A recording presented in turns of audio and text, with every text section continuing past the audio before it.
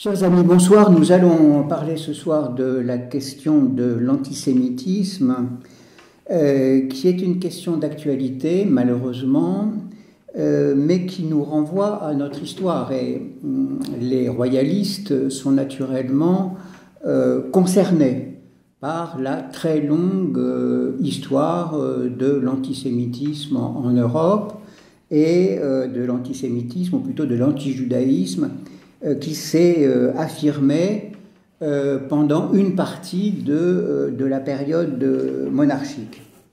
Alors, tout le monde sait que l'antijudaïsme, avant la modernité, avant les Lumières, est d'abord une affaire religieuse, et qu'avant même l'arrivée des premiers Capétiens, il y avait eu des expulsions de juifs, des conversions forcées, autant des Mérovingiens.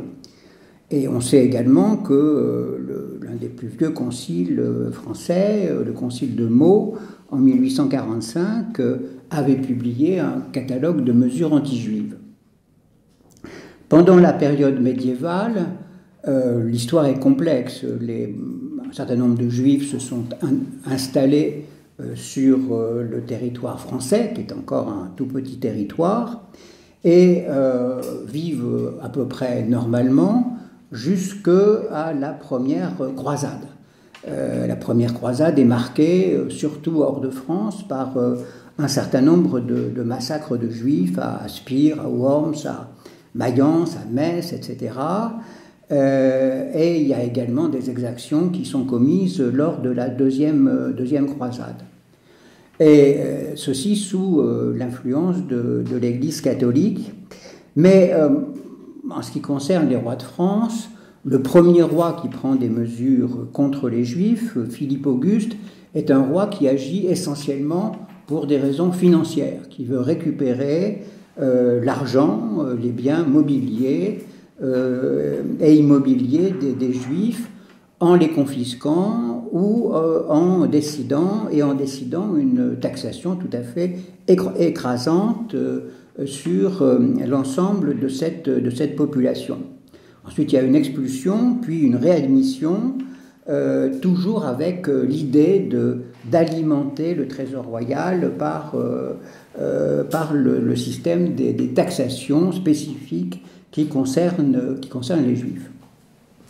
Mais en 1215, le 4e concile de Latran prend des mesures extrêmement sévères d'interdit aux Juifs de pratiquer l'usure, notamment. Et il y a tout un débat que je n'évoquerai pas sur la question de l'usure dans la tradition chrétienne, mais aussi dans la tradition juive.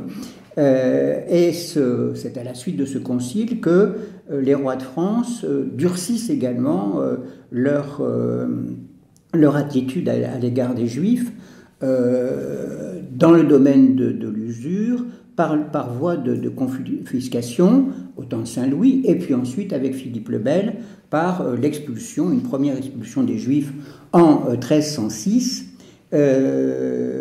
puis par une nouvelle expulsion en 1332, donc c'est toujours un petit peu la même chose qui recommence, avec beaucoup d'inefficacité dans ces expulsions, étant donné les faibles moyens de l'État royal. Et finalement, après un certain nombre de mesures de confiscation et de taxation, les Juifs sont expulsés définitivement en 1394.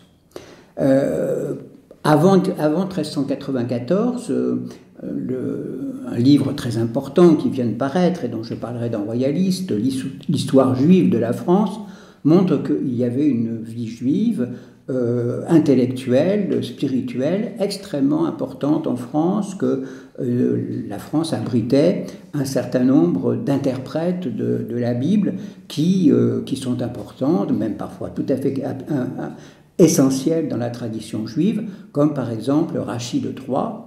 Et il y a une activité économique, pas seulement en matière de prêts à intérêt, mais aussi de médecine, de commerce, qui s'était développée et qui est théoriquement annulée et dispersés par l'expulsion de 1394. Donc, juridiquement, les Juifs sont expulsés du royaume de France, comme dans d'autres royaumes, jusqu'à la Révolution française. Mais en fait, l'histoire est beaucoup plus complexe.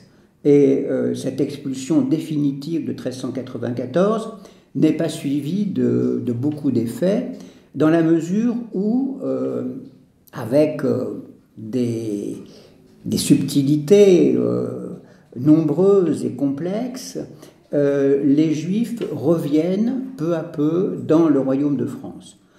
Pour différentes raisons. D'abord, il y a plusieurs catégories.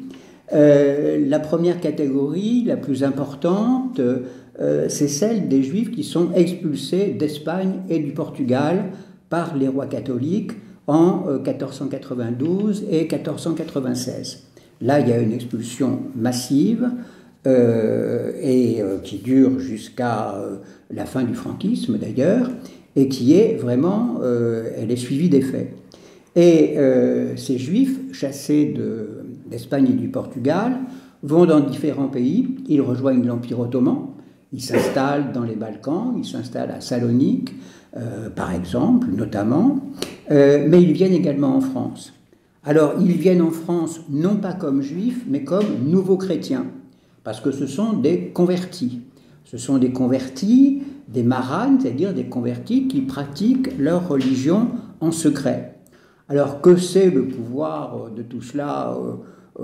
On n'en sait rien, parce que là encore, les moyens d'information, de surveillance, de contrôle sont des plus limités, mais en fait, ils acceptent volontiers ces Juifs, nouveaux chrétiens, qui pratiquent leur religion discrètement, et on voit que Henri II confirme les droits et les privilèges de cette population, et surtout que Henri II s'oppose à toute punition par les tribunaux ecclésiastiques. Ça se situe dans le combat que mène la justice royale contre la justice ecclésiastique.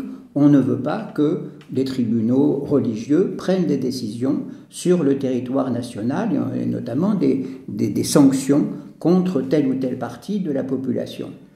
Henri III, lui, naturalise les Juifs espagnols et portugais comme sujets du roi de France, et ils sont en fait constitués en nations. Jusqu'à la fin de l'Ancien Régime, on parle d'une nation portugaise ou d'une nation espagnole et portugaise, et tout le monde sait qu'il s'agit en fait des Juifs qui sont essentiellement installés à Bordeaux et à Bayonne, et qui jouent un rôle extrêmement important, notamment dans le domaine de la marine, notamment comme armateurs. Ça, c'est la première catégorie de Juifs qui sont installés officiellement et reconnus comme sujets du roi de France, comme régnicole, sous l'Ancien Régime. La seconde catégorie, c'est ceux qui sont intégrés au royaume de France. C'est les Juifs de Metz, après la réunion des trois évêchés en 1550.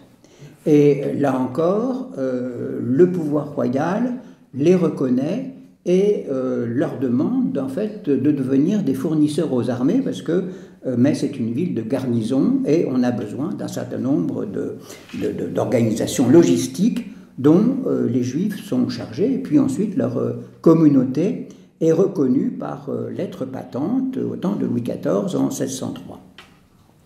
La troisième catégorie, ce sont les Juifs d'Alsace et de Lorraine qui deviennent français au XVIIe siècle et qui sont en général des commerçants et des prêteurs, et qui sont, là encore, installés, reconnus comme sujets du roi de France et également reconnus dans leur religion, puisque la construction de synagogues est autorisée.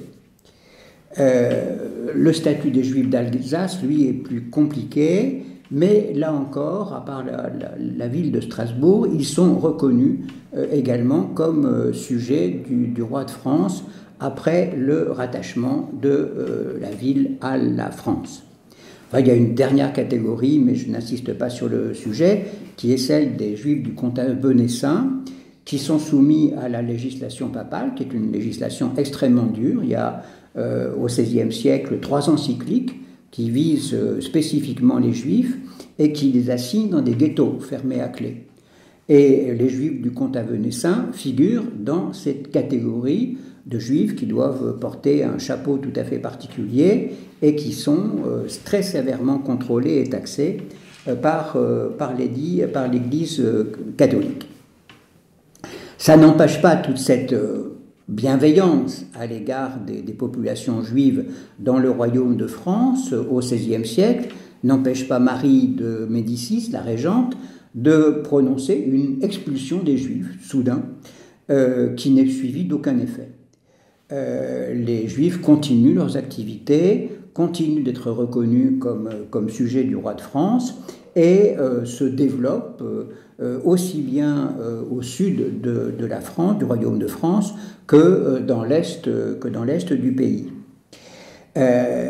Donc on voit que, en fait, vous savez que le XVIe siècle est une période importante dans les relations entre la monarchie et l'Église catholique, et que c'est la monarchie gallicane, nous en parlerons bientôt avec Bernard Bourdin, nous parlerons du gallicanisme, et en fait on voit qu'au fur et à mesure que la monarchie française prend ses distances sur le plan temporel à l'égard de Rome, la législation anti-judaïque de l'Église catholique reste sans effet dans le royaume de France.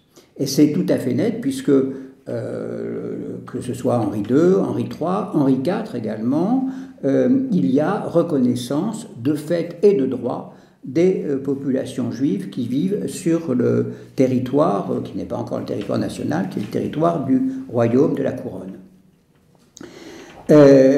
Cette situation évolue, et là les choses sont beaucoup mieux connues, au XVIIIe siècle, avec, alors on dit avec les Lumières, que l'émancipation commence avec les Lumières, c'est une question qui est extrêmement disputée, à la mesure où Voltaire, par exemple, c'est bien connu, a des textes qui sont très anti-judaïques et qui annoncent l'antisémitisme moderne, alors que Rousseau, lui, admire plutôt la force que donne au peuple juif l'observance d'une loi, avec un grand L.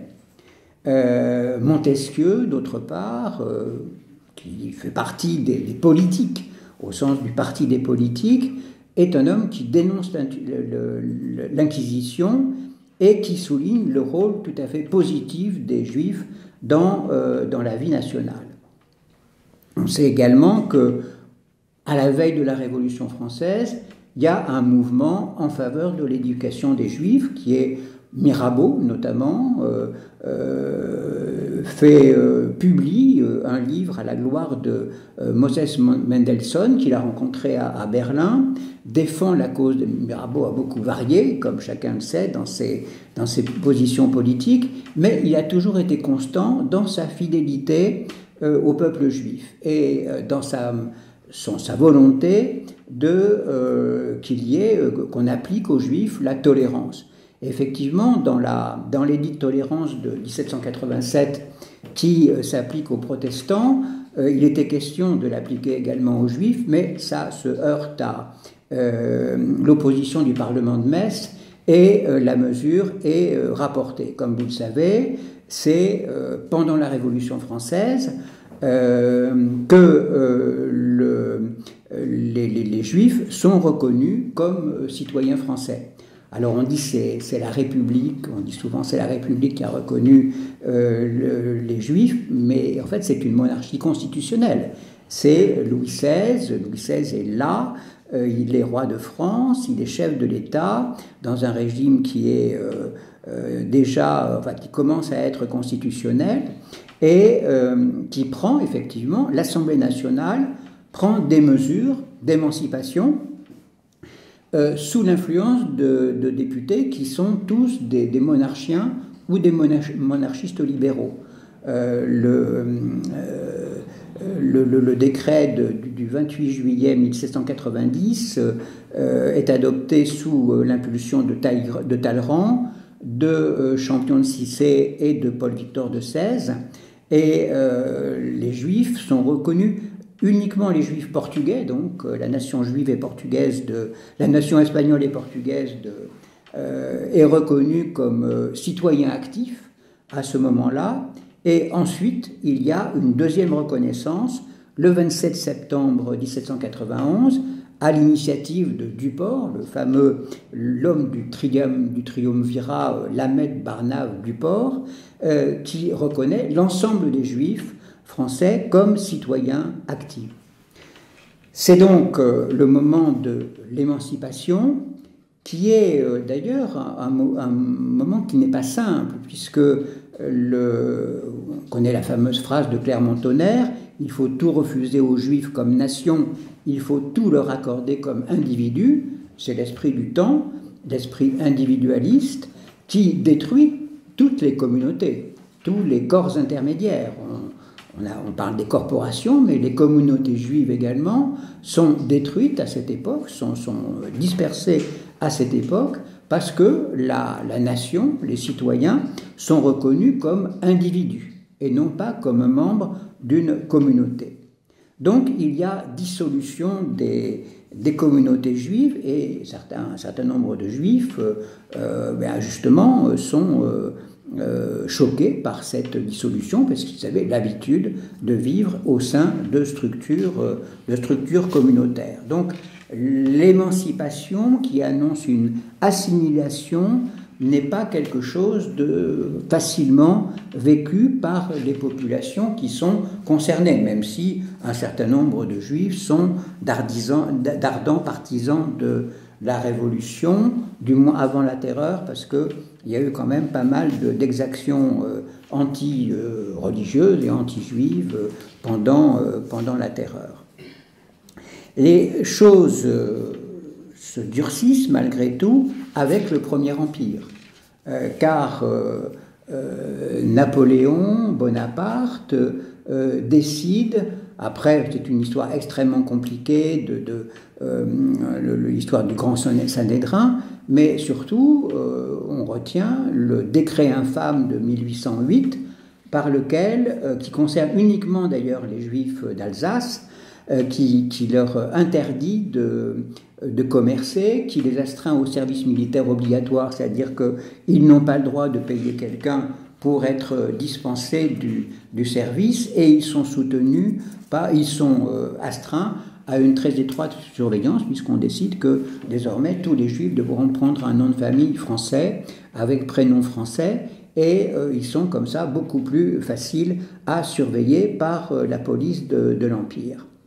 Donc le décret infâme est une période assez noire pour le judaïsme d'Alsace, notamment. Les Juifs de Bordeaux et de Bayonne sont exemptés, sans doute parce qu'ils jouent un rôle important dans l'activité économique, mais toujours est-il que ça a marqué profondément les mémoires.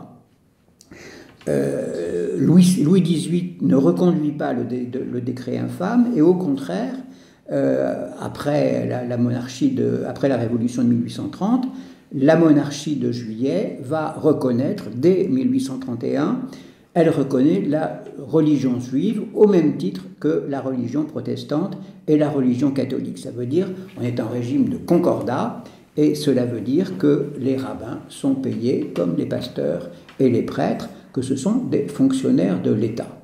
Donc, la tradition orléaniste, effectivement, est une tradition très favorable aux Juifs, et cette amitié, Arnaud Tessier, l'autre jour, évoquait l'amitié entre Louis-Philippe et Disraeli. Cette amitié continuera après la Révolution de 1848 et quasiment jusqu'à la fin du XIXe siècle. On sait peu que le premier comte de Paris a été très activement et très très fortement soutenu par la banque Rothschild. Le marquis de Breteuil, qui était un des conseillers du premier comte de Paris, dans ses mémoires, raconte qu'il est allé voir je ne sais plus quel Rothschild, en tout cas à Paris, pour lui dire que le comte de Paris avait besoin d'argent, et Rothschild ce baron de Rothschild lui a répondu que sa cassette personnelle était ouverte et à disposition du comte de Paris. C'était peu avant le soutien des royalistes à Boulanger, affaire qui a mal tourné, mais en tout cas, il y avait des relations extrêmement étroites qui existaient entre la famille d'Orléans et le judaïsme français. Et comme vous le savez, ces relations se sont brusquement interrompues quand le royalisme libéral d'inspiration libérale a disparu et que les nouveaux royalistes regroupés dans l'Action française ont participé à la première vague antisémite à la fin du XIXe siècle et sont passés à un antisémitisme tout à fait virulent au début du XXe siècle. Donc effectivement,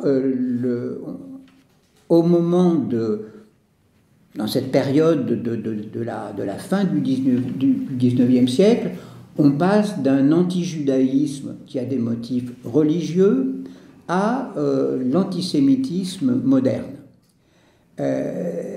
Cet antisémitisme, j'en parlerai tout à l'heure, vient du fait que, justement, les Juifs qui étaient très distincts dans le royaume de France, par leurs coutumes, par leur religion, se sont assimilés à la nation française, et que plus ils devenaient semblables aux autres, plus on a cherché, justement, les antisémites ont cherché à les distinguer en reprenant de très vieilles accusations et en les enrichissant de nouvelles accusations. Alors il y a deux aspects. Il y a le fait qu'effectivement, il y a une banque qui est tenue par les Juifs. Les Rothschild sont le symbole bien connu de cela. Et puis il y a aussi toute une émigration juive qui vient de l'Est de l'Europe à cause des grands pogroms de la fin du XIXe et du début du XXe siècle. Ce qui donne en fait deux antisémitismes. Le premier antisémitisme, c'est un antisémitisme de gauche. Nous avions reçu, il y a bien longtemps, un historien qui avait consacré un livre, je crois que c'est Michel Dreyfus, qu'il me pardonne. Nous avions reçu cet historien qui avait consacré tout un ouvrage à l'antisémitisme de gauche. Et le maître à penser, l'une des références de cet antisémitisme, c'est Alphonse Toussenel, qui est un disciple de Fourier et qui avait écrit un livre souvent cité et rarement lu, qui s'appelle « Les Juifs rois de l'époque ». C'est-à-dire, les Juifs, c'est la puissance financière, ce sont des gens qui accaparent l'argent et qui exploitent, qui sont les responsables de l'exploitation du peuple. Ça, c'est l'antisémitisme de gauche. Et puis, il y a un antisémitisme de droite qui explose au moment de l'affaire Dreyfus et qui touche ce qu'on appelle désormais l'extrême droite. Il y a des ligues antisémites. L'Action française se crée en 1908 et c'est un journal qui est clairement antisémite, qui est naturellement complètement anti-Dreyfusard. Le nationalisme qui s'affirme à ce moment-là est un nationalisme antisémite, et l'Église catholique, il faut bien le dire, surtout autour du journal La Croix, développe un antisémitisme qui est tout à fait virulent. Un historien avait consacré il y a bien longtemps, 30 ou 40 ans, un livre qui s'appelle La Croix et les Juifs.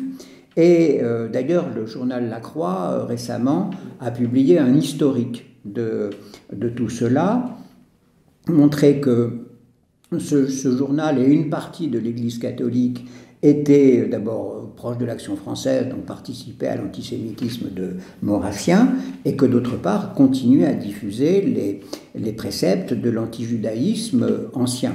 Et cet antisémitisme catholique a été arrêté, en tout cas pour ce qui concerne la Croix, par une décision du pape en 1925 ou 1926 qui a décidé de changer le rédacteur de la Croix et de mettre quelqu'un qui justement n'était pas du tout dans la logique de l'antisémitisme.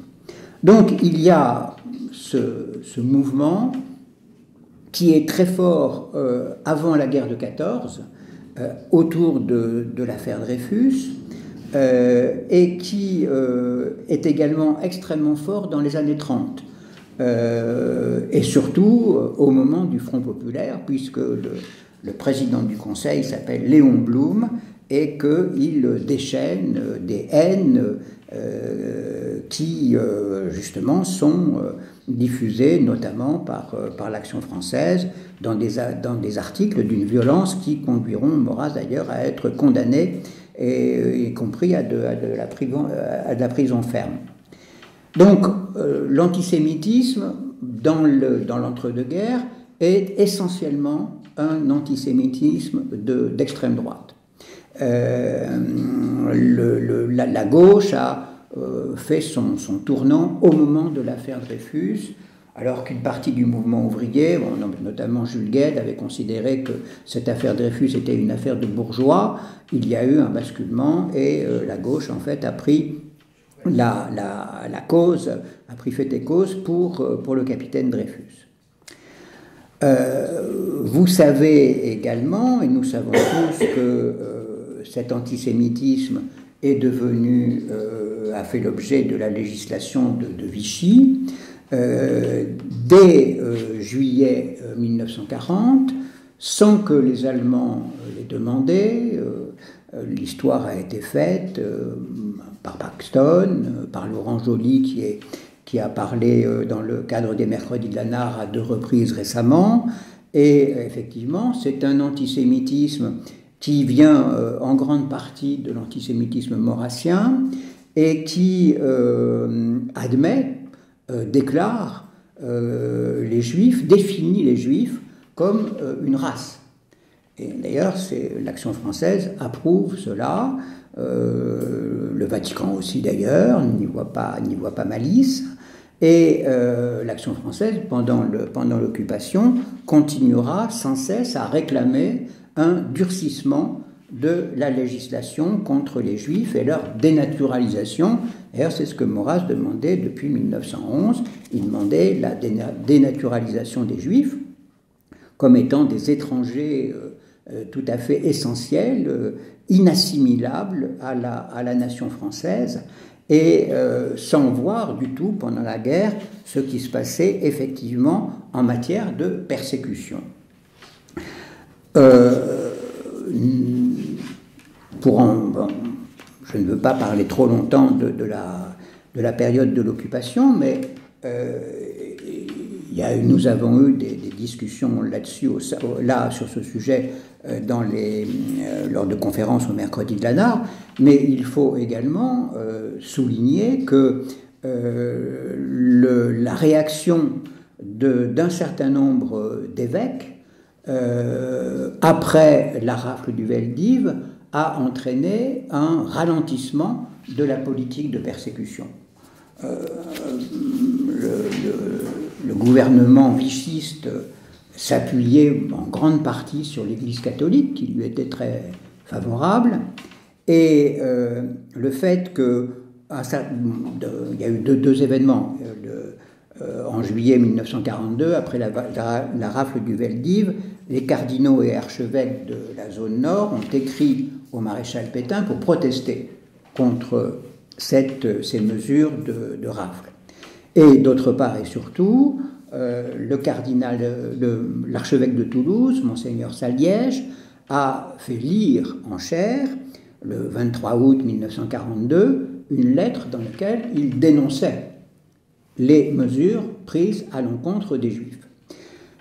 C'était au nom de... Il a été suivi par plusieurs évêques, pas beaucoup, mais quand même plusieurs, Monseigneur Théas à Montauban, le cardinal Gérillier à Lyon, ce qui n'est pas rien, un évêque de Marseille, Jean de Lay.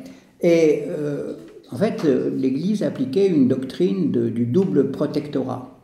C'est-à-dire qu'ils estimaient que l'État avait le droit de se protéger contre les Juifs, donc considérés quand même comme des agitateurs, des agents de l'étranger, des gens dangereux, mais que l'Église, au nom de sa doctrine, avait pour mission de protéger les personnes et les familles.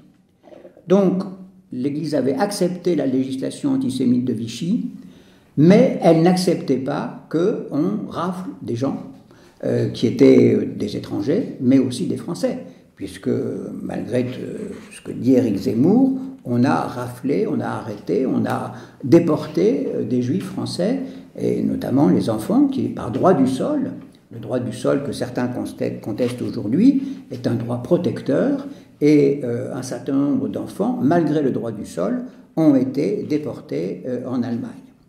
Donc, il y a eu cette réaction de l'Église qui a été discrète en grande partie, mais également publique, et qui a suffi à inquiéter Vichy et les Allemands. Les Allemands avaient plusieurs objectifs. Les SS avaient comme objectif prioritaire d'éliminer la population juive française et étrangère, les Juifs étrangers et les Juifs français, mais les Allemands étaient également, enfin il y avait la Wehrmacht qui avait un objectif militaire.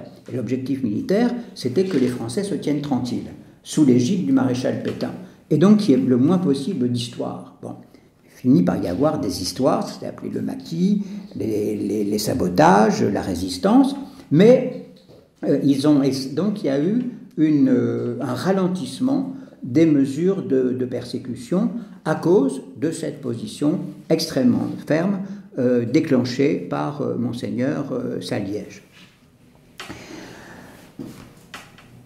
Dernier point de ce bref historique, depuis la Libération, c'est un sujet difficile. On m'a rappelé qu'en 2004, je crois, j'avais écrit que l'antisémitisme, c'était quelque chose de pas important en France, que les statistiques disaient que il n'y avait pas tellement d'accent antisémite, que tout ça a été fini. Et malheureusement, c'était pas vrai. Mon optimisme a été complètement pris en défaut. Il y a eu plusieurs facteurs. D'abord, quelque chose qui a fait débat également au Mercredi de Lanard il y a bien des années, il y a eu toute la question autour de Heidegger et des partisans, des défenseur de la philosophie de Heidegger. Or, ces philosophes, ces professeurs de philosophie ont montré pendant toute l'après-guerre et jusque dans les années 80 qu'il y avait eu juste un petit accident, que Heidegger au début avait été un peu nazi, mais qu'après ça avait été fini. Pas du tout, on s'est aperçu que Heidegger est resté membre du parti nazi jusqu'en 1944 et qu'il n'a jamais renoncé à défendre ce qu'il appelait la vérité interne et la grandeur du national-socialisme.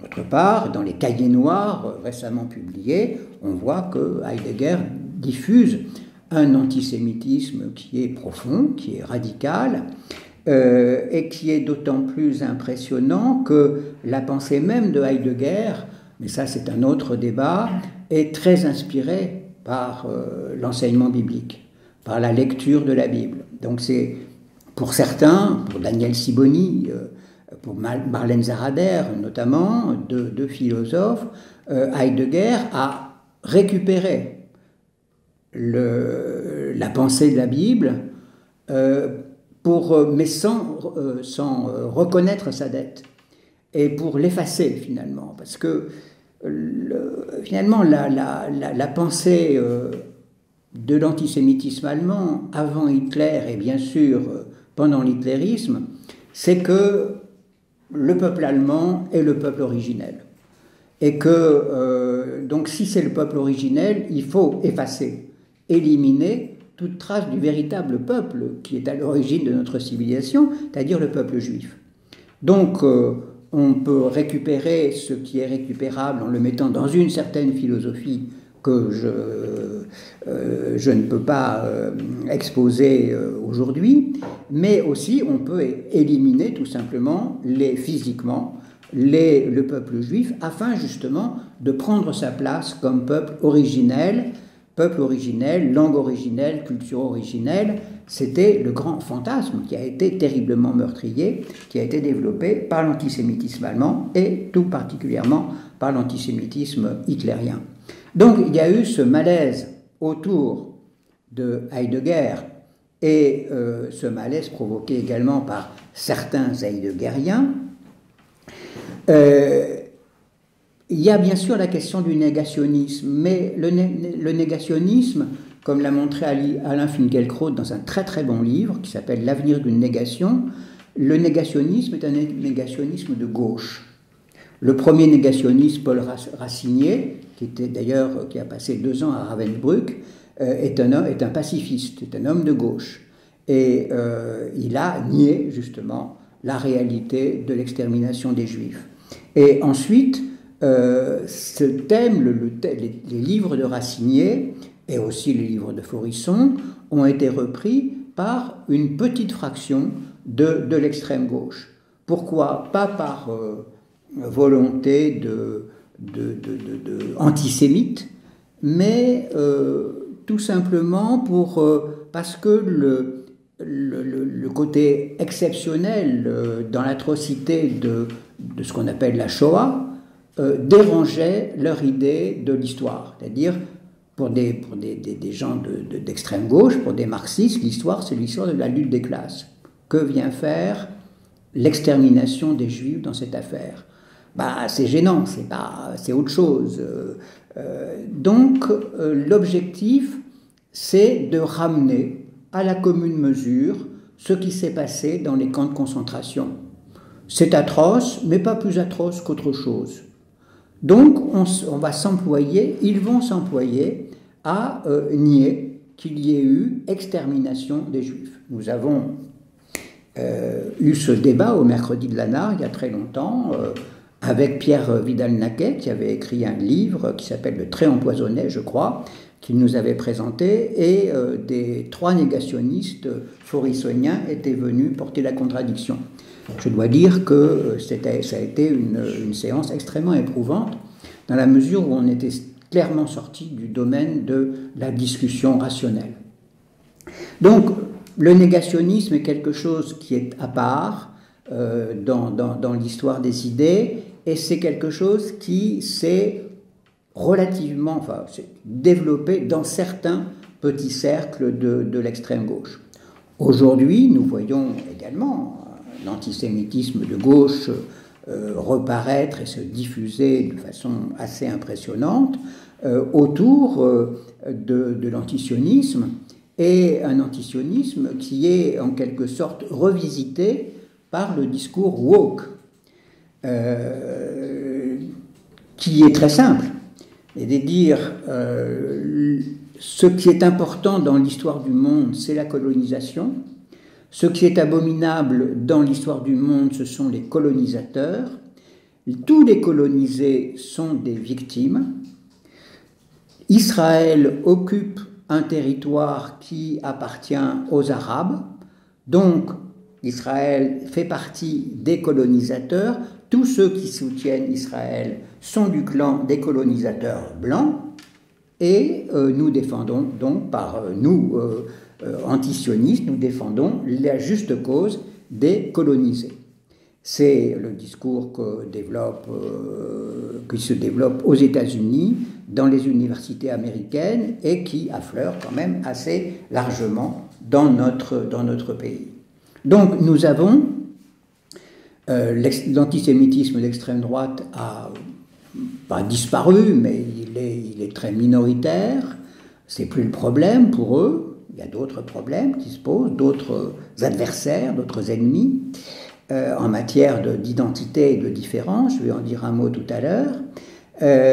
Et l'antisémitisme est repassé du côté de la gauche. Alors, ce long historique étant terminé, il faut se demander pourquoi l'antisémitisme. C'est une question qui est difficile dans la mesure où il faut s'interroger sur ce que c'est que d'être juif.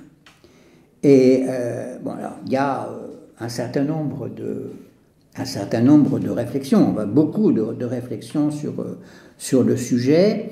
Bon, je me suis beaucoup inspiré de Raphaël Drey, qui a enseigné au Mercredi de la Nare à plusieurs reprises, de Daniel Sibony, de Vladimir Jankélévitch.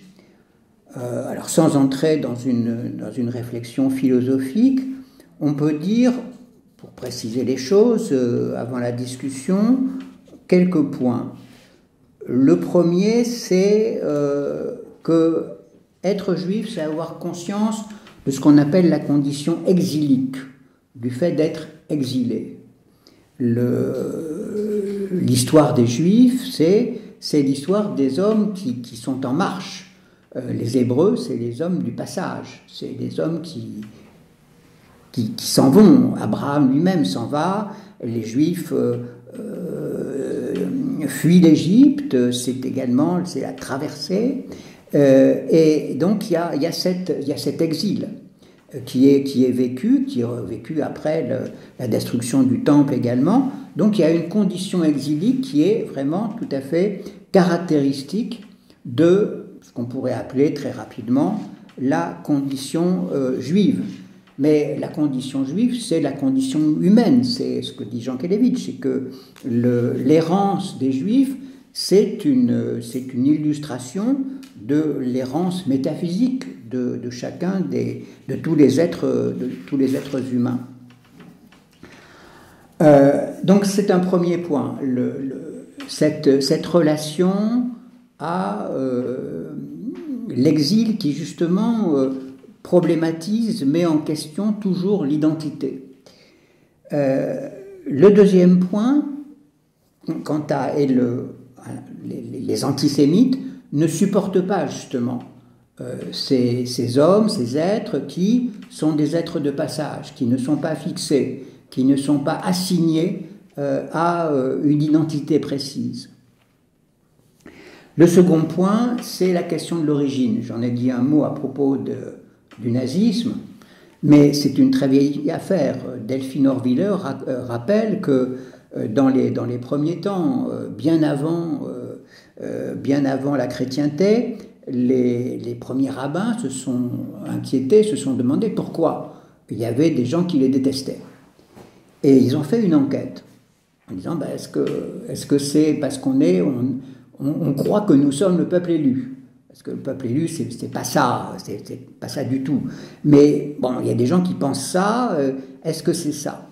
Et ils se sont interrogés, ils ont interrogé pas mal de leurs contemporains, et effectivement, ils ont constaté que l'hostilité à l'égard des Juifs, c'était toujours un rapport douloureux à l'origine. C'est-à-dire qu'on ne supporte pas, justement, qu'il y ait cette présence d'un peuple qui est le peuple de l'origine. Donc on essaye de l'effacer. C'est d'ailleurs à l'origine de l'antisémitisme chrétien et de l'antisémitisme musulman. C'est toujours la même histoire. C'est que il y a une dette des chrétiens à l'égard des Juifs. Il y a un Ancien Testament et un Nouveau Testament, en tout cas dans le langage du christianisme, que n'acceptent pas les Juifs. C'est ce que me disait Raphaël Drey. Quand je disais Ancien Testament, il disait « Excusez-moi, mais on est toujours là. » Bon, donc, pas si ancien, pas si... On n'est pas écarté de l'histoire, il n'y a pas... bon. Donc, c'est toujours l'idée qu'il y a le peuple originel qu'on vient après. Et on n'accepte pas, on pense qu'il faut dévaloriser l'autre. C'est-à-dire, pour avoir de la valeur soi-même, il faut dévaloriser les Juifs parce qu'ils rappellent trop qu'ils sont les premiers, que c'est fondamental. Et c'est également la dette du christianisme à l'égard du judaïsme est tout à fait fondamentale. Bon, de toute façon, au catéchisme, enfin autrefois, on étudiait l'histoire sainte, n'est-ce pas? L'histoire sainte, c'était l'histoire biblique, mais l'islam est également, le Coran est en dette à l'égard de la Bible. Les emprunts sont innombrables, et là aussi, il y a une volonté de ne pas reconnaître cela, de se présenter comme la vérité religieuse qui est exclusive de tout autre.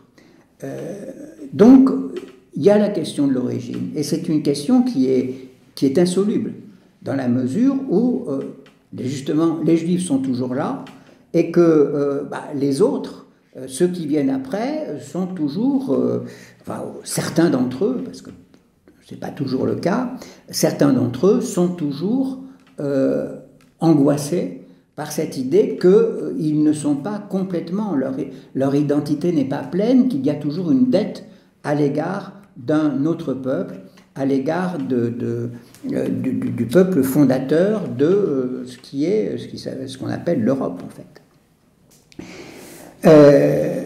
Donc il y a cette question de l'origine qui est tout à fait essentielle dans l'antijudaïsme.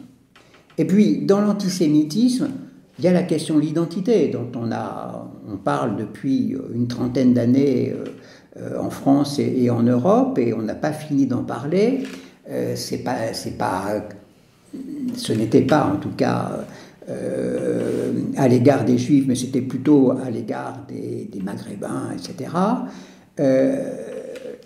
On pose la question de l'identité, mais c'est une question qui est absolument insoluble, dans la mesure où il n'y a pas d'identité sans altérité, c'est-à-dire qu'on n'est pas tout seul, on est toujours avec d'autres et on se connaît, on se comprend à peu près, tant que dans un rapport avec les autres.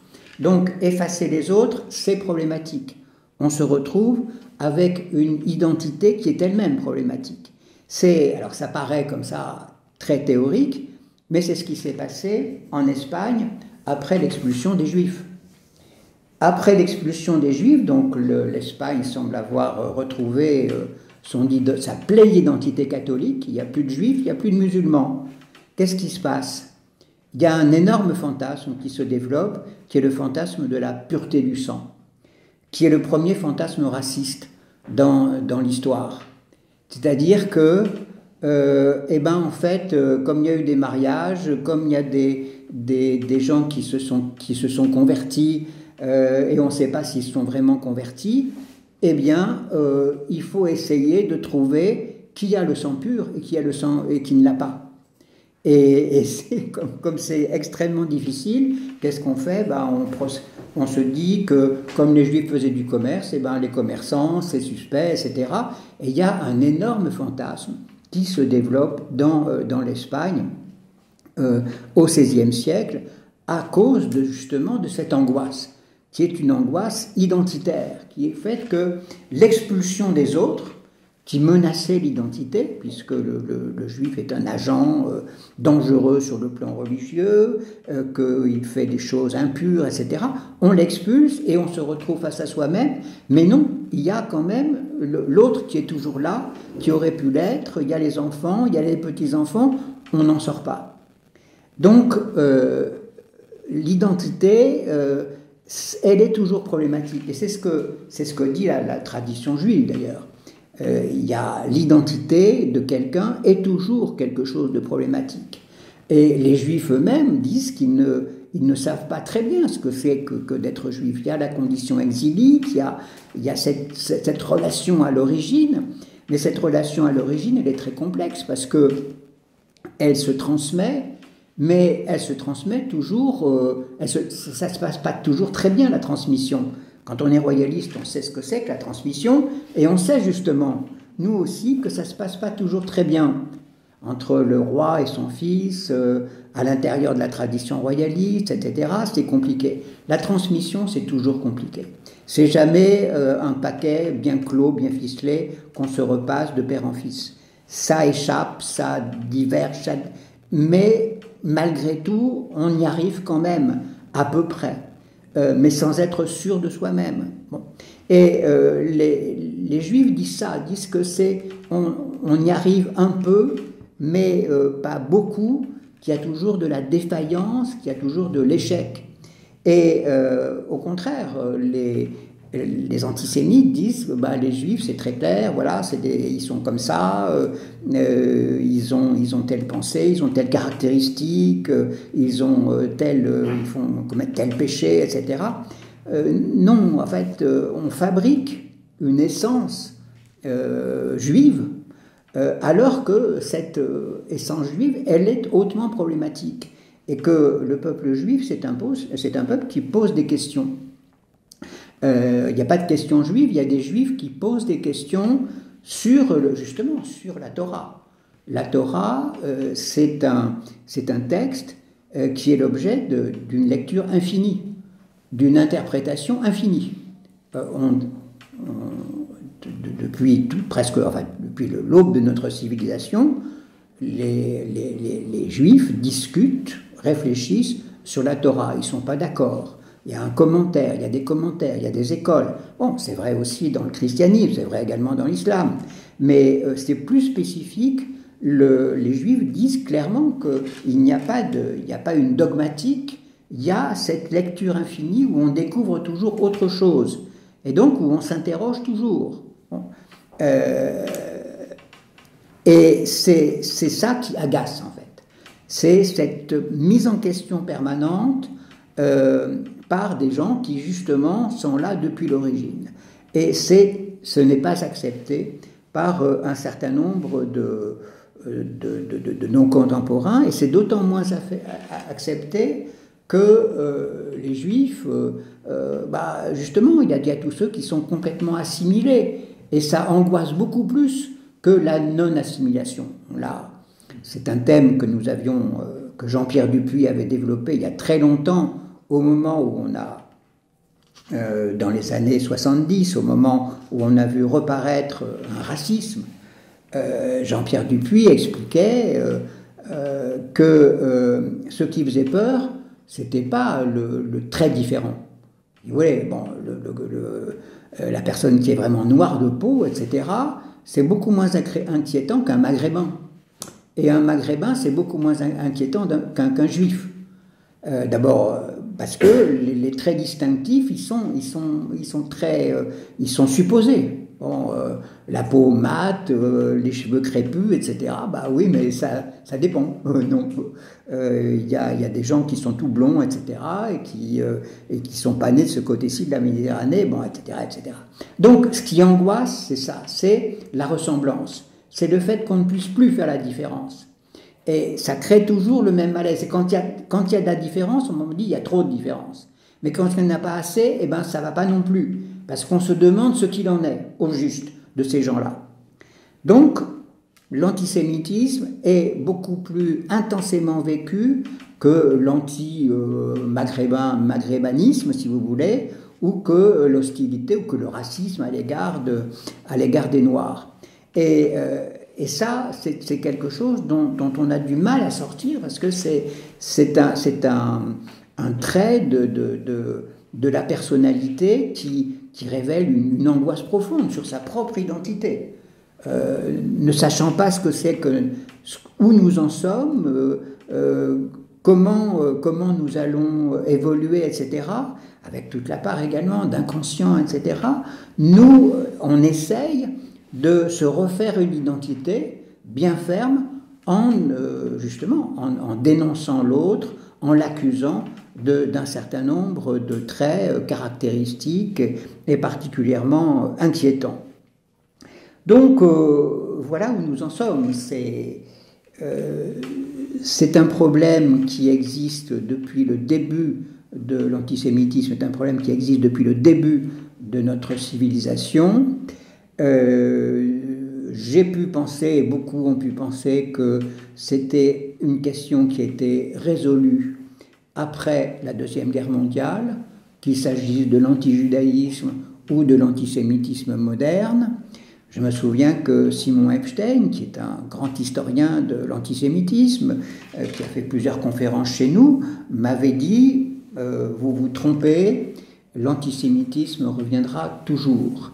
Et c'est bien lui qui avait raison. Voilà, je vous remercie.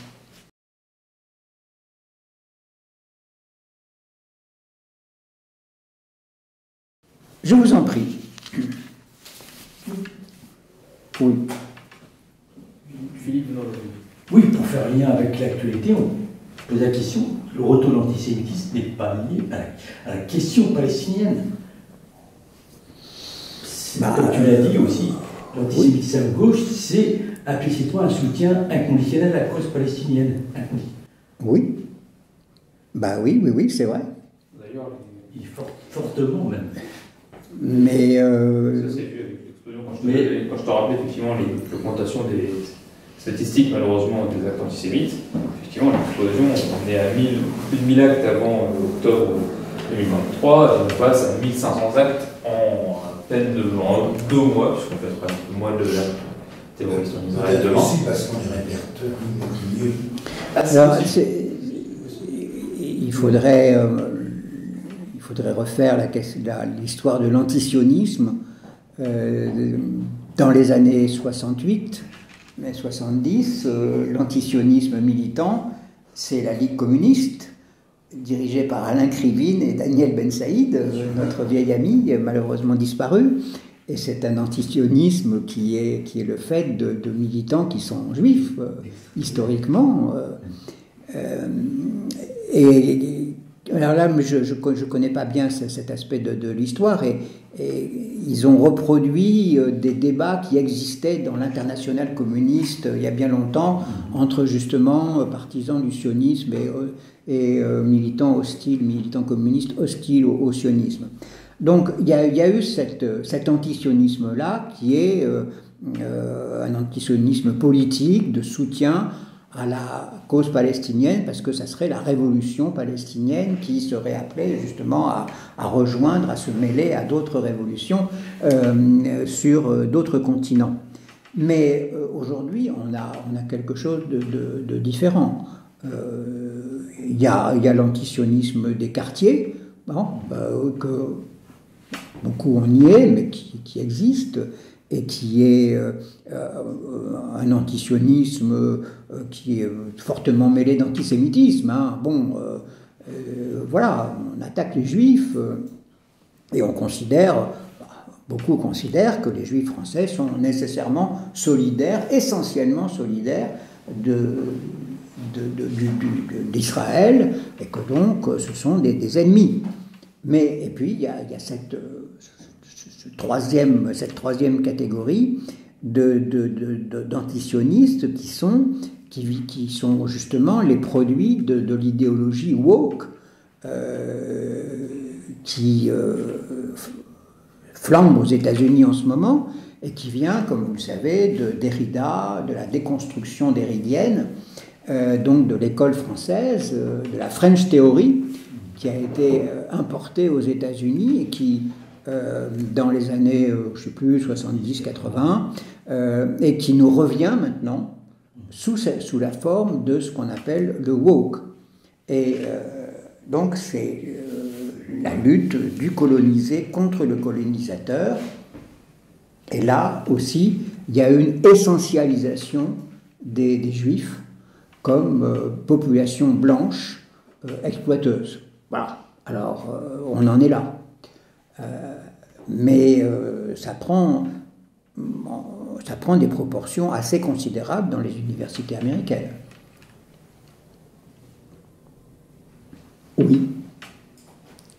Oui, Guillaume, Alain, Yves.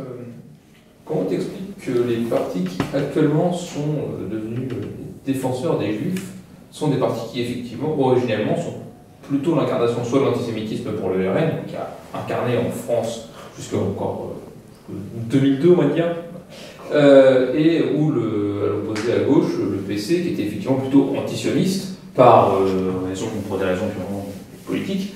Comment ça se fait que ce soit ces partis-là qui, du coup, maintenant incarnent, on l'a vu avec la marche dernièrement, pourquoi ces partis Pour le Parti communiste, je ne sais pas, mais pour le Rassemblement national, il est clair qu'ils ont un ennemi principal en matière d'identité, qui est pas c'est pas les Juifs. Bon, voilà.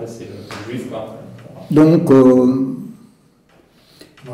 crois qu'il y a beaucoup de non-dits aussi là-dessus. Il y a de non-avoués. On ne peut pas. Qu'ils aillent en Israël et qu'ils y restent. Le problème.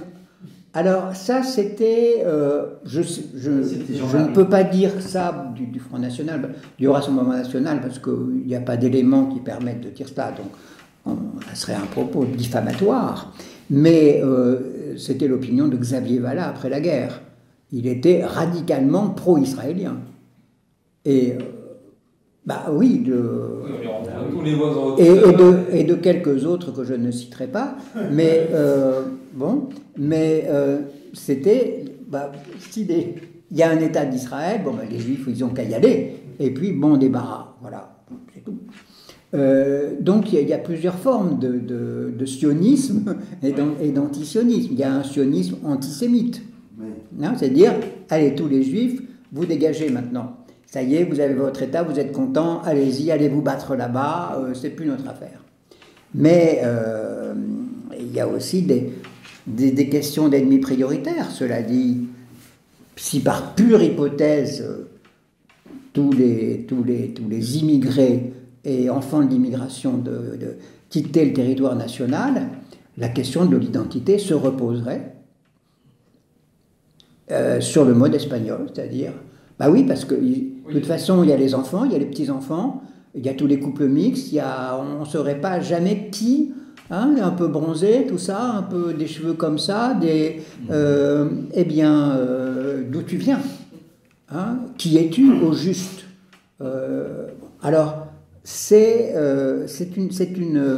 la dialectique identité-différence est une dialectique sans fin, sans fin. Et c'est absolument antipolitique. C'est antipolitique. La question de l'identité, il n'y a pas de solution politique à l'identité. Le problème politique, c'est le problème de l'unité. Unité-diversité. C'est un couple qui marche. Pas bien, mais qui marche.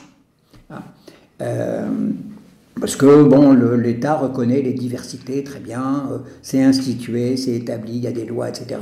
Identité et différence, on ne sait jamais où on en est. Et quand on pense avoir résolu le problème, il se recrée autrement.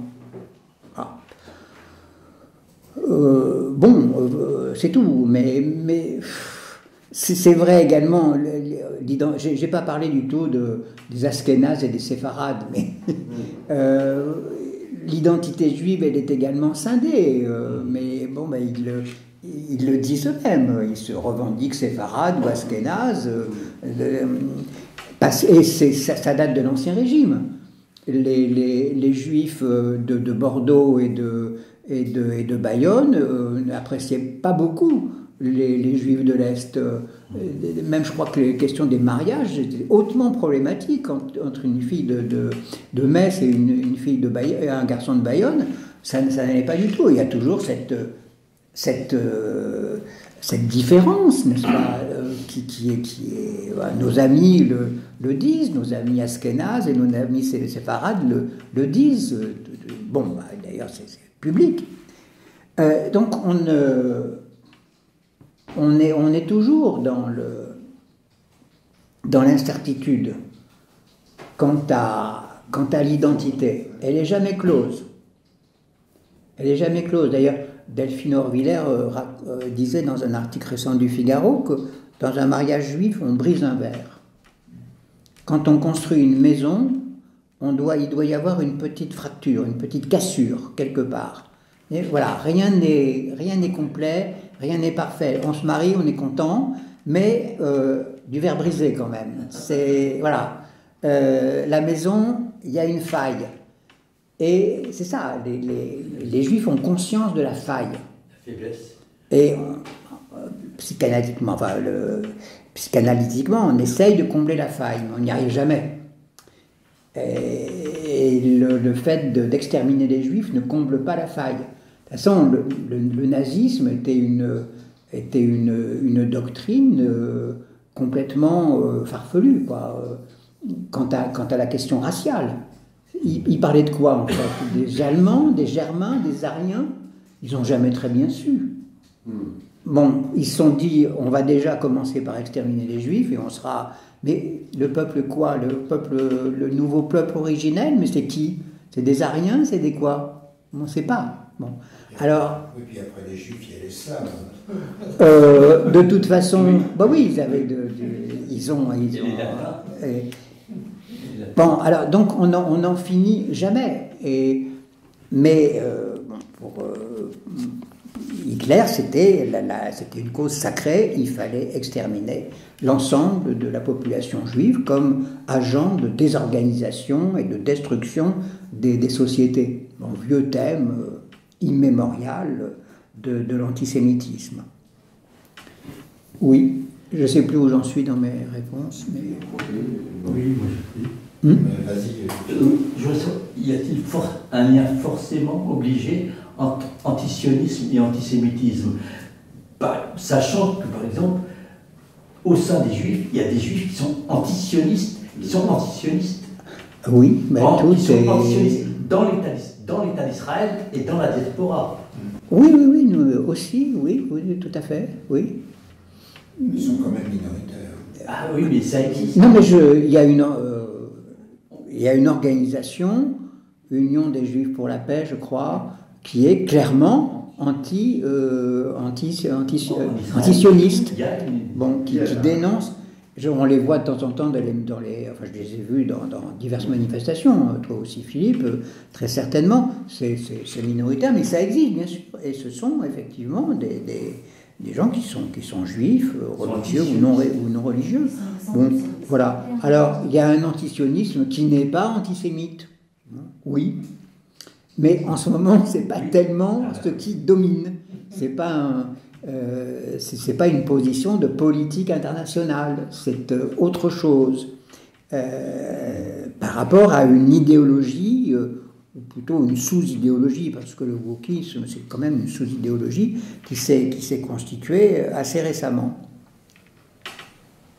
Qu'est-ce que ça deviendra? Je ne sais pas, mais normalement, ça devrait s'autodétruire. Dans le n'importe quoi. Enfin, il y a eu une manifestation contre les viols de femmes par le Hamas, et les militantes juives qui voulaient protester contre les violences faites aux femmes, et les militantes juives qui voulaient protester contre les violences faites aux femmes par le Hamas ont été expulsées ou interdites de rejoindre la manifestation. Donc dans le féminisme, il y a des fractures également entre sionistes, anti-sionistes, etc. C'est tout l'identité, c'est ça, c'est que plus on y réfléchit, plus ça se fracture. Dans le féminisme, il y a des courants extrêmement divers. Maintenant, ça a éclaté, des variations infinies. Autant d'identité qu'il y a d'individualité. Alors finalement, oui, au bout du compte, on retrouve des individus qui sont ceci, plus cela, qui sont ceci sexuellement, ceci politiquement, cela, je sais pas, autre chose, socialement, dans la lutte des classes, etc. Bon, oui, la diversité humaine et le fait que soi-même, on est un personnage complexe. Bon, on le sait quand même depuis assez longtemps, et c'est pas la peine de tuer des gens pour ça. Mais on retrouve toujours la même logique de distinction, d'opposition et finalement d'exclusion, en pensant que beaucoup pensent qu'ils trouveront la paix comme ça. Jamais. Oui. Je vais parler en témoin extérieur et objectif un peu de l'histoire de l'antisémitisme dans l'extrême gauche, telle que je la connais.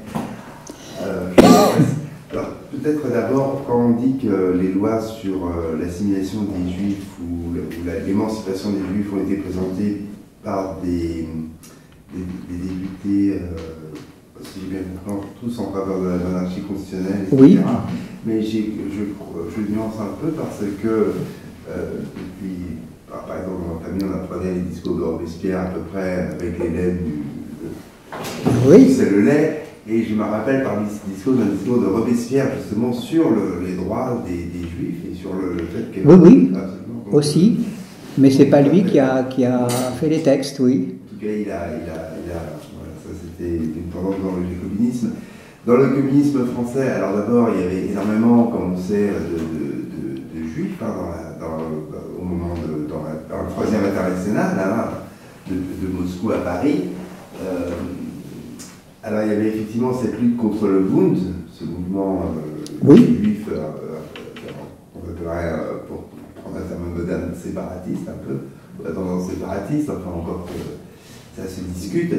Et puis jusqu'à une histoire récente, on sait très bien que puisque le grand, par exemple, comme on sait, il y a eu des aléas, puisqu'il y a eu des tendances antisémites à la fin du stalinisme. Mais en même temps, il y avait, et qui n'était d'ailleurs pas officiellement reconnu, mais qui existait. Mais en même temps, on a eu de grandes figures de la fin du communisme, dont Andropov, Yuri Andropov, qui était une famille juive, on dit, parce que ça a toujours été un peu mystérieux cette biographie, et qui avait été éduquée par une famille juive. Et puis ensuite, on a eu le grand patron des services secrets est-allemands jusqu'à la fin, qui était juif. Voilà. Donc beaucoup de grandes figures. Et puis il y a eu aussi l'autre incarnation, ça a été dans l'ANC d'Afrique du Sud. L'ANC d'Afrique du Sud, avec là aussi le service quand l'ANC a pris le pouvoir, ils ont pris en main la sécurité d'État. Qui était aussi dirigé par des juifs extrêmement antisionistes.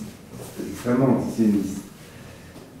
Cet antisionisme était fondé sur l'anticolonialisme, au fond, puisque Israël est une création coloniale de leur point de vue, et d'ailleurs une création coloniale ashkénaze, puisqu'au fond ce sont des juifs européens qui fondent Israël.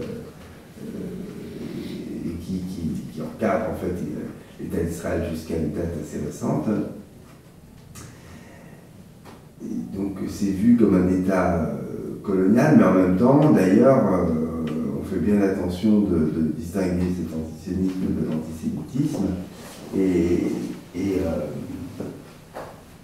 je me rappelle que par exemple dans le mouvement, comme on pourrait l'appeler, nationaliste antillais, très souvent, qui était donc un satellite du Parti communiste, il faisait à la fois des communiqués anti-Israël et anti-antisémitisme. Il faisait attention de les publier en même temps.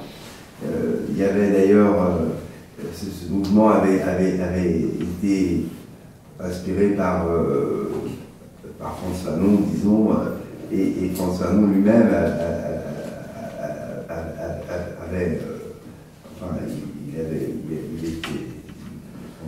lui-même avait une femme légitime, une maîtresse qui était juive, donc je suis juif, donc.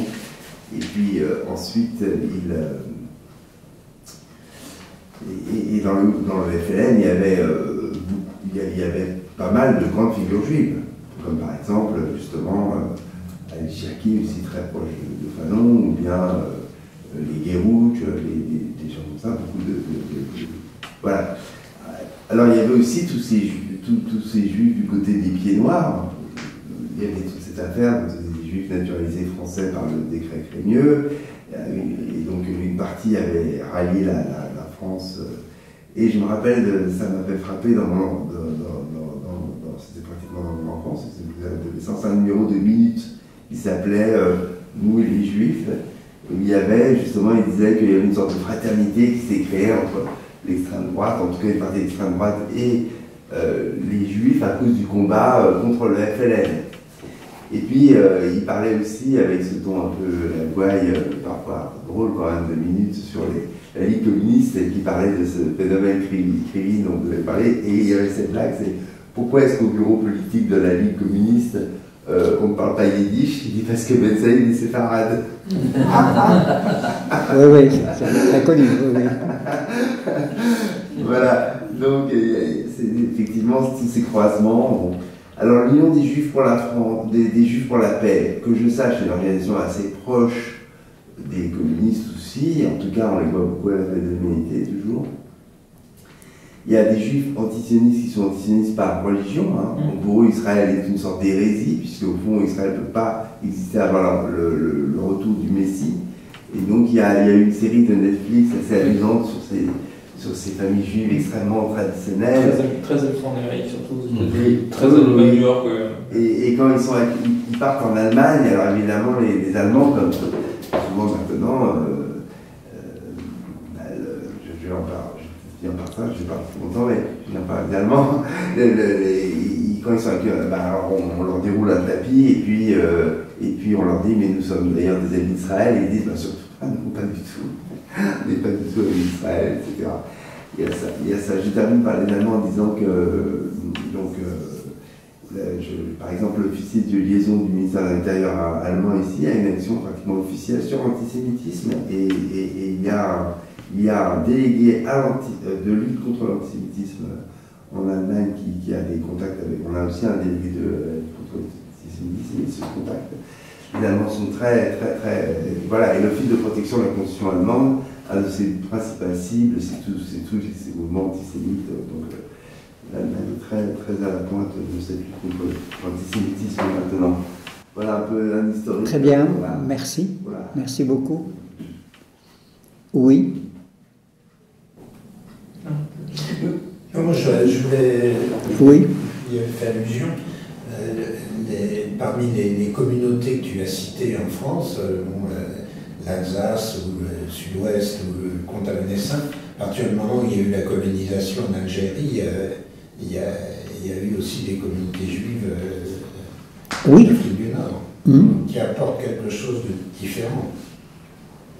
Oui, mais alors là, c'est dans le cadre de la modernité politique française, de la Troisième République, de la Quatrième. Mais bien sûr qu'ils apportent, et ils ont apporté en revenant en France, mais je connais moins, pas bien la question, mais ils ont un peu transformé, ou beaucoup, je ne sais pas, le judaïsme français.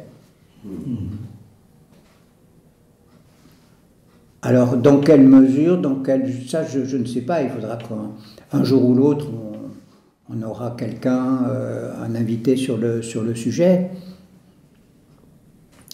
Mais Raphaël Drey, qui est une de nos références majeures, était séfarade.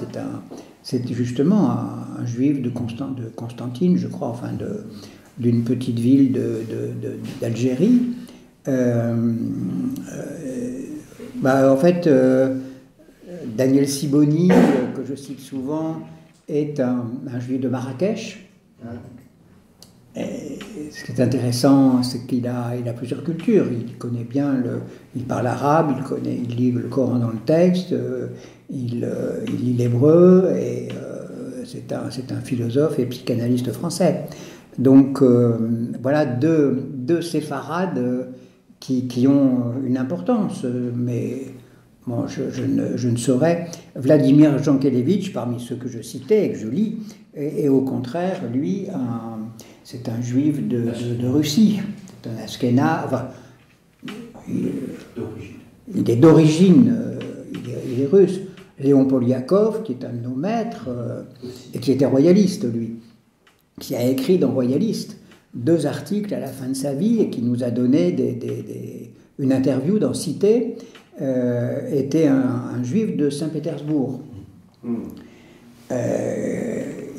Quand il nous a dit « Je suis sorti de la guerre en étant royaliste », nous avons été très étonnés, mais oui, c'était très, très sérieux, très médité, alors que ses parents étaient complètement anti-tsar, etc., mais trouvaient que la monarchie française, c'était bien, voilà.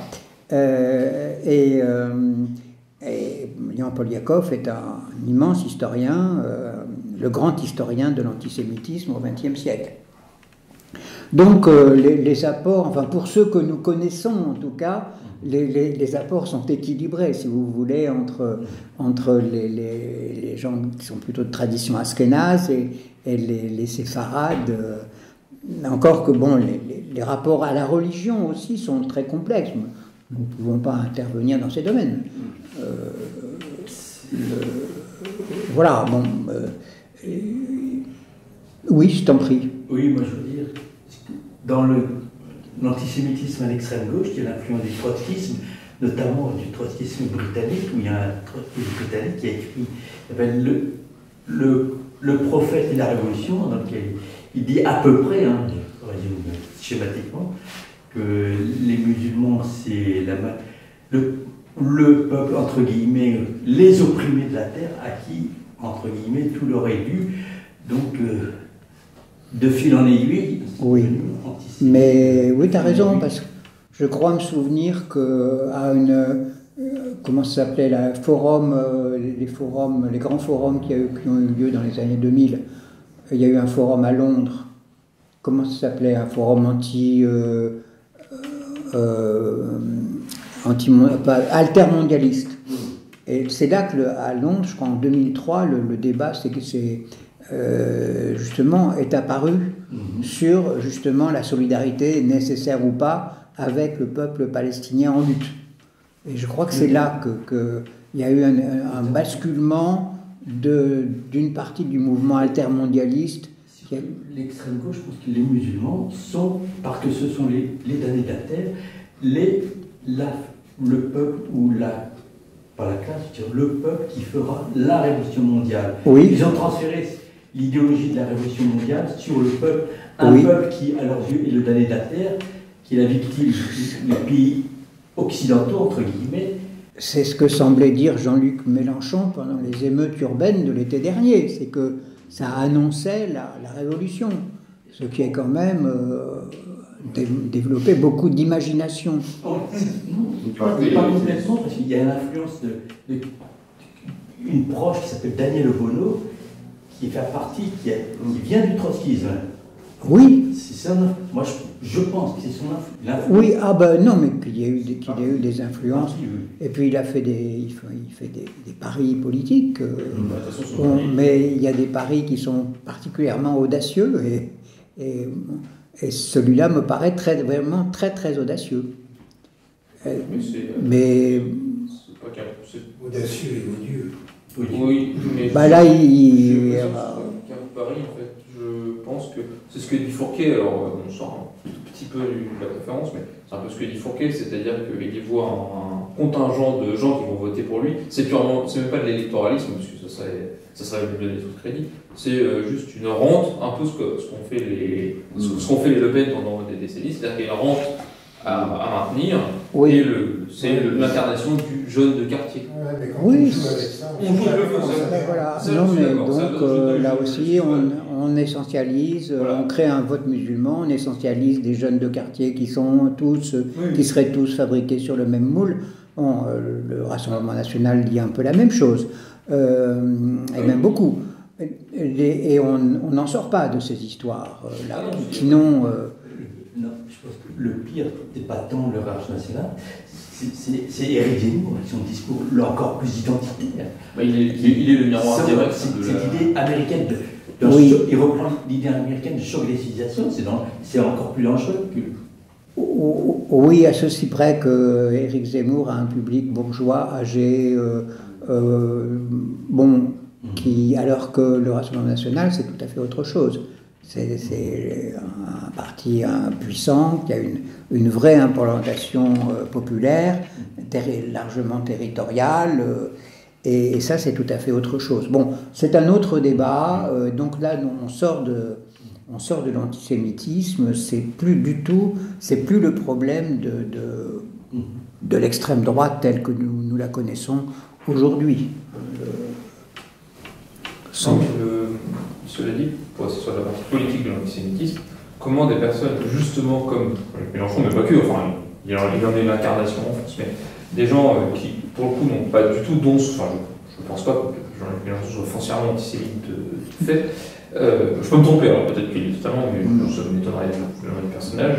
Comment on peut tomber justement dans cet antisémitisme où quand on voit tous les seuils que tu as donné tout à l'heure, on voit que ça traîne le seul, comment accepter une telle chose, quitte à se... Enfin, c'est même plus du reniement, on a un niveau d'absence de politique et de morale. Il est d'autant plus coupable qu'il est cultivé. Oui, c'est ça, voilà. C'est exactement ça, c'est parfaitement résumé.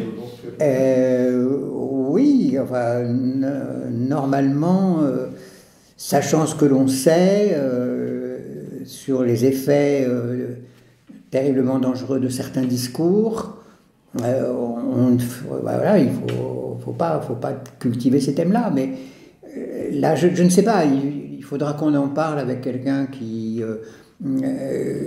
connaît bien la France insoumise, mais j'ai l'impression qu'on est quand même dans une dérive sectaire.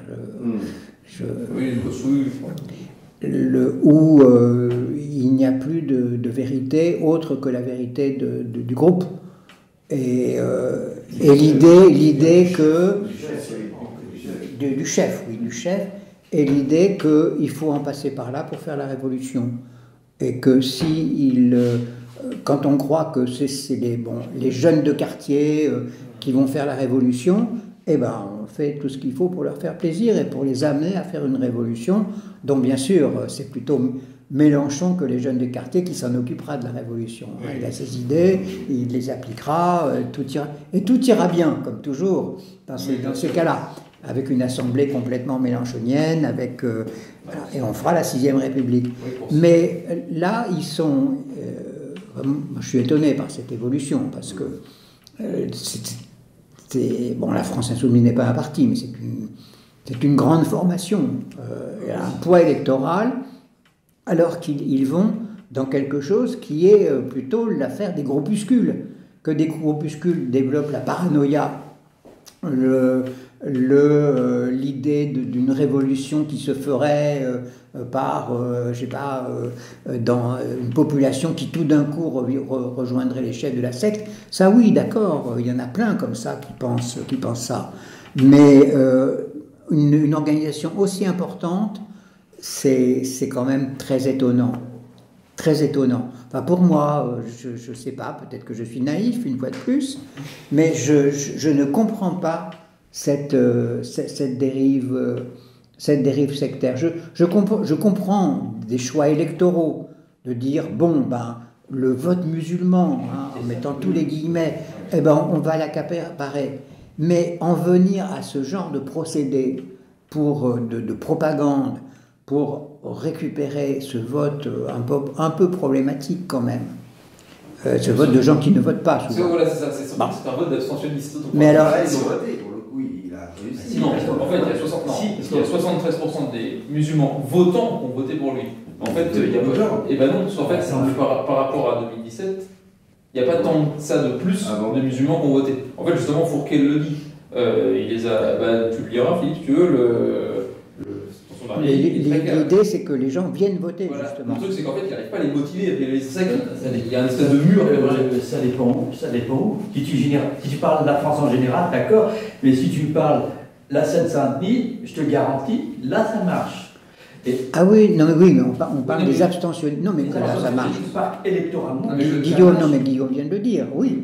Non, oui, il y a un vote majoritairement musulman en faveur de Mélenchon, mais le problème de Mélenchon, c'est que ce vote ne lui suffit pas à gagner.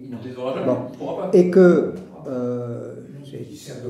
Georges Kuzmanovic, dans une interview, cite je ne sais plus quel stratège de la France insoumise, qui dit il nous manque X centaines de milliers de voix d'abstentionnistes, oui, et nous allons les récupérer. Oui, c'est en 2017. 2017, quand tous ces... C'est Guiraud, le mec qui s'est fait lire à Roubaix. Oui, voilà. Et la stratégie, c'est ça. Bon, je comprends qu'on ait ce calcul-là, comprends, bon, mais qu'on en vienne, je vous dis, à ces procédés de propagande, ça va très très loin. Plus beaucoup d'autres choses. Enfin bon, mais là c'est un débat sur la France insoumise, c'est tout à fait autre chose. On s'éloigne un peu du sujet. Il y a le cas de Sartre, par exemple, qui est intéressant, qui avait préfacé justement les données de la Terre, hein, Oui. qui avait préfacé les données de la Terre de Fanon en 61, et puis il soutient Israël pour la guerre des 6 jours, parce que pour lui, Israël, malgré tout, c'est à la fois c'est contre une dictature arabe réactionnaire dans son esprit, et que Israël, malgré tout, garde quelque part le prestige aussi des opprimés, parce que cette idée de voilà et que le point d'égalité entre l'espoir et les opprimés, ça s'applique aussi en partie aux Juifs aussi. Et donc il soutient Israël, et du coup l'épouse de Fanon fait retirer la préface pourtant très célèbre de Sartre au Données de la Terre, qui avait fait partie du succès de ce livre. Et pour ça que pendant très très longtemps on ne retrouvait plus ce livre culte, on ne pouvait plus le trouver avec sa préface. Et on voit ces balancements comme ça, d'un côté puis de l'autre, des intellectuels. Très bien. Oui. Si l'antisémitisme n'est-il pas lié au fait que le peuple juif, c'est le peuple du livre et d'un livre, et aussi porteur du monothéisme? Ben c'est oui, mais c'est le premier. Oui, justement, c'est le premier. Le problème, c'est ça, c'est le problème de l'origine. C'est le problème de l'origine. Tout à fait, c'est ça. Je l'ai dit un petit peu autrement, mais bien sûr que le monothéisme vient du peuple juif, du judaïsme, et que après, c'est des religions qui sont endettées par rapport à la Torah. Et d'ailleurs, il y a ce courant, je raconte une anecdote iranienne, ça m'avait beaucoup frappé, parce que donc il y a cette espèce aussi d'extrême droite, comment dire, qui existe dans tout l'Asie centrale, en Inde, en Iran, parce que vous savez, c'est les peuples aryens qui sont le nord de l'Inde, en tout cas, l'Iran. Le mot Iran lui-même veut dire arien d'ailleurs. Hein. Et dans les royalistes iraniens, il y a une tendance qui dit qu'au fond, les ayatollahs, ils disent voilà, l'Iran c'est la lumière des Aryens, et toute l'histoire s'explique par cette volonté d'écraser la lumière des Aryens. Donc c'est à peine s'ils ne vont pas toucher directement avec l'Iran, en général ils n'osent pas aller jusqu'à là, mais toute l'histoire du monde c'est d'écraser l'histoire des Aryens. Et le levier pour écraser les Aryens, c'est les 4 religions juives. Alors, quelles sont les 4 religions juives? C'est le judaïsme, le christianisme, l'islam, religion juive, puisque au fond c'est... Et le zoroastrisme? Non, et le 4e c'est le communisme, religion juive. Parce qu'au fond c'est... Non, mais sur le monothéisme, c'est au fond Dieu et le prolétariat. C'est quand même, c'est vrai que... Il y a des philosophes qui pensent comme ça, Heidegger. Voilà, les 4 religions du ça m'a énormément frappé comme théorie, j'avais entendu ça en Iran. Oui, mais pour le anti-sémitisme. communisme, c'est ce que nous disait Raphaël Drey, le communisme, c'est une prophétie juive qui a mal tourné. Moi, je trouve que c'est pas mal comme... C'est frappant comme image. C'est frappant, non? Le communisme est un messianisme. Bah oui, c'est un messianisme, c'est ça. C'est une prophétie juive qui a mal tourné. Ce qui révoque l'idée de l'Union européenne qui a qu'un totalitarisme et que voilà, tout le monde se ressemble dans cette horreur. Non, c'est pas la même chose. C'est pas du tout. Pas du tout. Voilà. Bon, si vous n'avez plus de questions, merci beaucoup.